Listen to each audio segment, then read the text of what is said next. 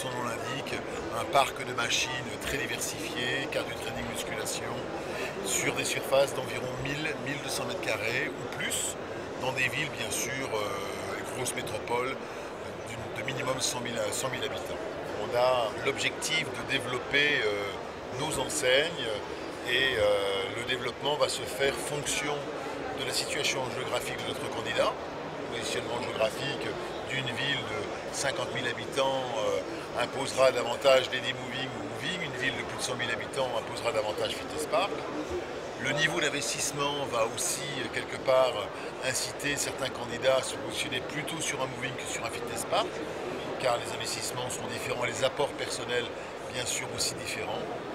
On a, nous, la volonté de ne pas privilégier une enseigne plutôt qu'une autre et d'être en observation sur un marché sans cesse en renouvellement pour plus de présence et plus d'impact. Le profil de nos candidats va bien sûr être différent en fonction de nos trois métiers. Fitness Park, on est là sur un produit à forte rentabilité, un produit d'investisseur. Le 100% low cost, c'est du haut de gamme en matériel et quasiment zéro en effectif. Donc je suis investisseur, j'ouvre un self-fitness, type Fitness Park, et en tant qu'investisseur, j'y trouve mon compte, un retour sur investissement, sans m'y engager personnellement et professionnellement parlant.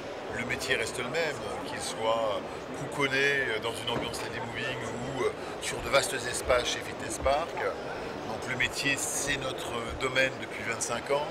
Les process commerciaux sont les mêmes. On vend de l'abonnement, on vend des prestations, on communique, on capte le client par des méthodes de marketing très adaptées à nos 4 enseignes. Donc nos consultants, notre équipe d'accompagnateurs a une formation commune aux 4 enseignes.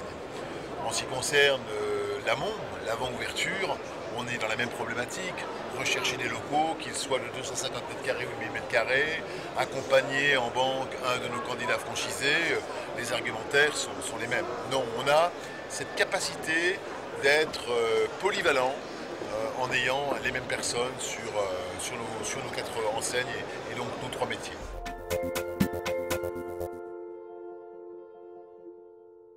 Une formation du manager aux méthodes de vente, une formation du manager aux produits, une formation des équipes, elles aussi aux produits, avant l'ouverture, pendant l'ouverture, en restant aux côtés de nos franchisés le temps qu'il faut pour que le club parte sur les meilleures bases possibles et de manière régulière et récurrente tout au long du contrat de franchise ou de licence qui dure 7 ans par de la formation continue, des réunions régionales systématiques, des universités d'été et d'hiver où on leur parle de sujets et de formation. Donc on a cette obligation, c'est je pense la base même de l'assistance d'un franchiseur à ses franchisés, la formation. On a la reconnaissance d'être professionnel dans notre domaine d'activité. Je crois que les candidats spontanément vont vers des enseignes aussi importantes soient-elles à forte notoriété parce qu'elles sont a priori certaines qu'elles bénéficieront du meilleur encadrement possible. Et en matière de franchising, on est confronté à cela, c'est-à-dire à être le mieux accompagné possible.